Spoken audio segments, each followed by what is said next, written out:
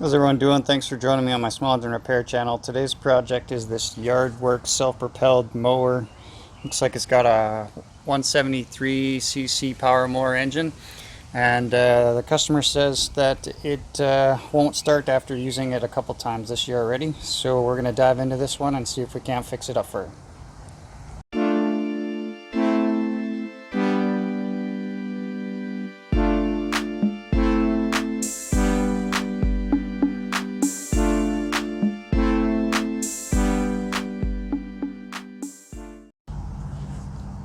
Alright guys, so first thing we got to do is try and replicate the issue. So what we're going to do is try and get this thing started up.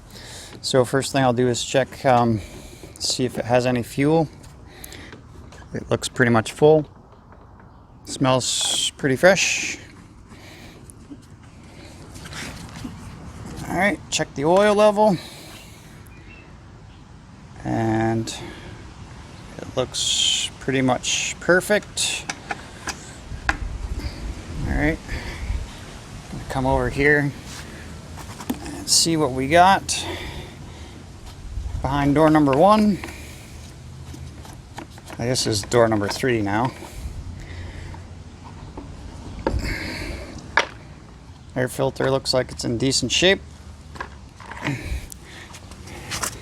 And I don't know if you can see in there, it looks like the choke flap for the automatic choke system is actually closed, which is where we want it. Alright, so we're going to pull it over a couple times and see if we can't get this thing to start or not start.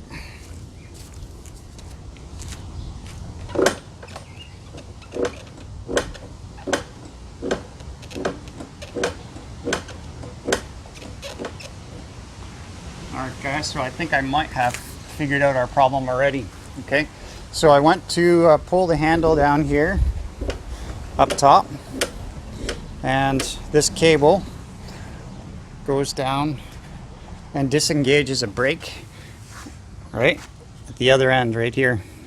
So what's happening is it's not pulling this brake and disengaging the brake far enough, is what I believe.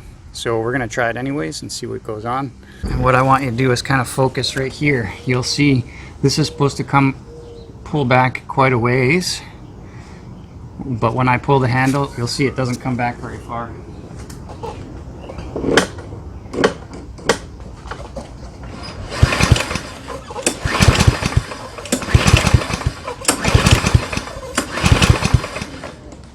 Alright, so what I'm going to try and do is temporarily see if I can get this to pull back farther, and I might do that with a pair of vice grips. Alright, so what I've done is put a pair of vice grips on here to actually pull this brake handle back further, and we're going to see if this fires up now.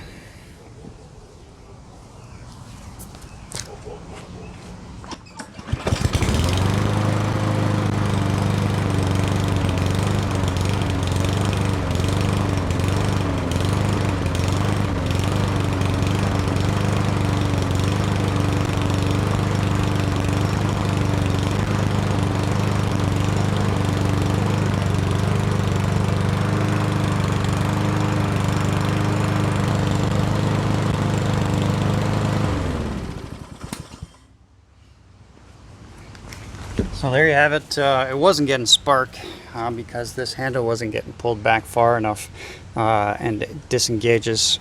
Right now the coil for the spark, the ignition coil, is actually grounded out, and once you pull this back it releases a brake underneath here, but it also removes the ground and allows electricity to then start being produced when you pull it over.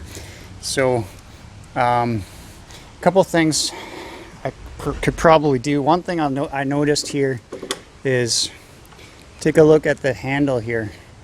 It seems like it's bent, so I can try and bend this handle back. I think it probably bent this way because there is, you know, a fair amount of restriction in this cable.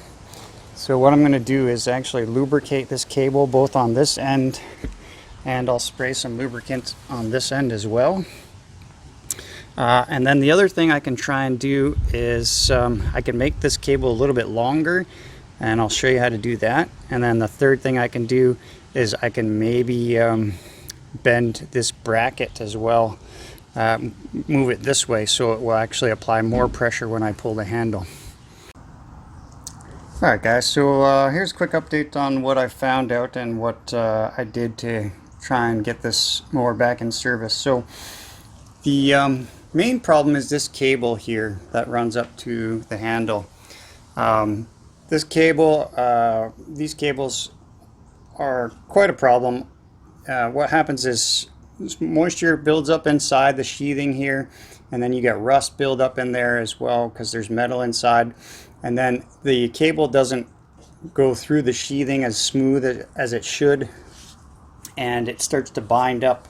And on this particular design on the handle, I got an extra one here that's off the machine. The weak part, what happens is it puts a lot of pressure. Let me just put it up there. It puts a lot of pressure on the weakest spot, which is actually, I was telling you before, right here where the cable goes in. You end up putting a lot of stress right in that area, and because the metal is so thin on either side of this cable, you end up bending this handle, and it actually starts to develop a crack and then eventually breaks right here. This one actually is on its way out as well. So what I did was I took the cable off and I lubricated it as much as I could. I put a pile of WD-40 in each end of this cable and then just worked the cable back and forth inside the sheathing. It does work a little bit better now, but it's not perfect. It needs to be replaced.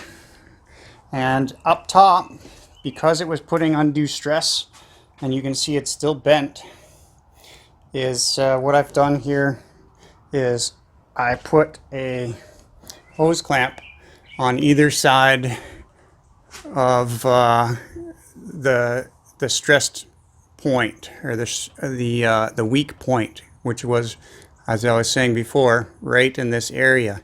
So I put a clamp on either side of that to try and hold this thing together. And the other thing I did as well is I actually extended the length of the sheathing, which in essence will actually shorten this cable. When I shorten the cable, it's actually going to move the brake further. It'll pull it further because we've shortened the effective length of this cable. And most people don't know this, but these cables, the end of these cables, a lot of them that have this sort of an end on it, they actually, you can twist them off. Okay, you don't want to pull it all the way, so I recommend maybe halfway out as a maximum. And then what that does is effectively, like I said, shortens the length of this cable, so it'll put more pressure to pull this back. So that's what I've done. I'm going to put it back together, and we're going to try this out and see if it will fire up.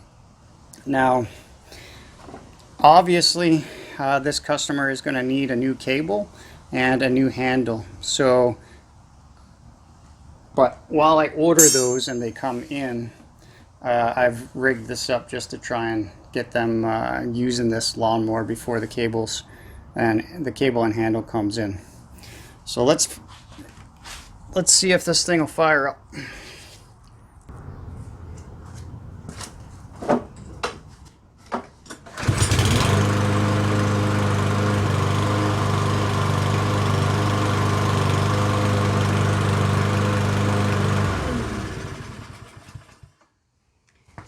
Alright guys, so there you go. I mean, this is just a temporary fix for this particular customer until the parts come in.